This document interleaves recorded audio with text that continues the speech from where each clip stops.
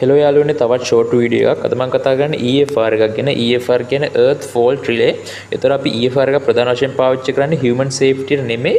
අපි මේවා පාවිච්චි කරන්නේ motors, generators, transformers, industrial machines, cables, main distribution systems වගේ දේවල් වල වෙන්න පුළුවන් Earth Fault damage වලින් protect කරගන්න තමයි අපි EFR පාවිච්චි කරන්නේ. එතකොට ඒකෙදි EFR එකටත් ELR එක වගේම CBCT එකක් කනෙක්ට් කරලා තිනවා L1, L2, L3 සහ neutral යන හතරම කවර් වෙන්න.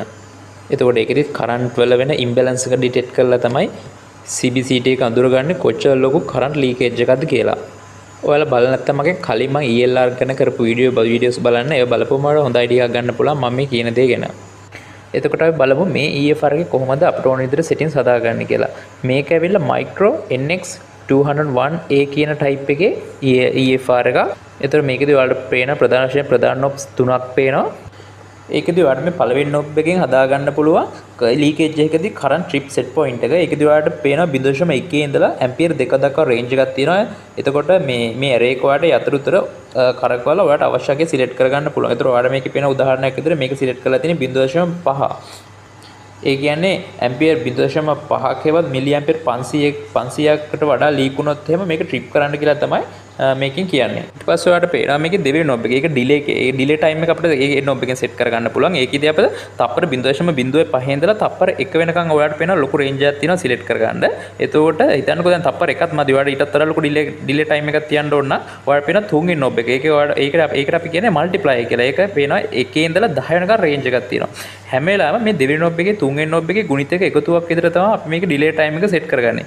ඒ කියන්නේ හිතන්නකෝ දැන් මේක තියෙන වලට පේනවා දෙවෙනි knob එකේ ඩිලේ ටයිම් එක තප්පර 0.4 තමයි සිලෙක්ට් කරලා තියෙන්නේ. ඊට පස්සේ තුන්වෙනි knob එක වලට පේනවා ඒක තියෙන එක ගෙලින්. ඒ කියන්නේ එක වැඩි කිරීම 0.4ම තමයි. හිතන්නකෝ දැන් දෙවෙනි knob එකේ තප්පර 1ට දාලා තුන්වෙනි මල්ටිප්ලයි එකේ අපි 10ට දැම්ම කියලා. ඒ කියන්නේ එක වැඩි කිරීම 10 තප්පර 10. ඒ කියන්නේ තප්පර 10ක් තමයි මේකේ අපිට සිලෙක්ට් කරගන්න පුළුවන් උපරිම ඩිලේ ටයිම් එක.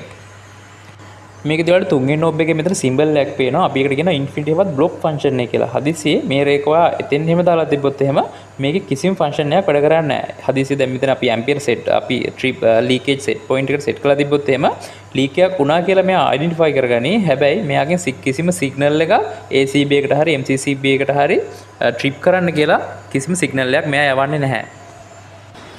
එහෙනම් යාළුවනේ සරලවම මට මේ ටික තමයි ඔයාලට කියන්න ඕනේ. මේ වීඩියෝ එක චුට්ටක් හරි වලට වැදගත් වුණා කියලා හිතනවා නම් අනිවාර්යෙන් ලයික් එකක් දාන්න, කමෙන්ට් එකක් දාන්න, ෂෙයා කරන්න මේ වීඩියෝ එක වගේ යාළුවන් අතර. ඒ වගේම අනිවාර්යෙන්ම සබ්ස්ක්‍රයිබ් කරලා තියාගන්න මේ වගේ තව වීඩියෝස් වලට. එහෙනම් තව ෂෝට් වීඩියෝ එකකින් හම්බෙමු. ජය.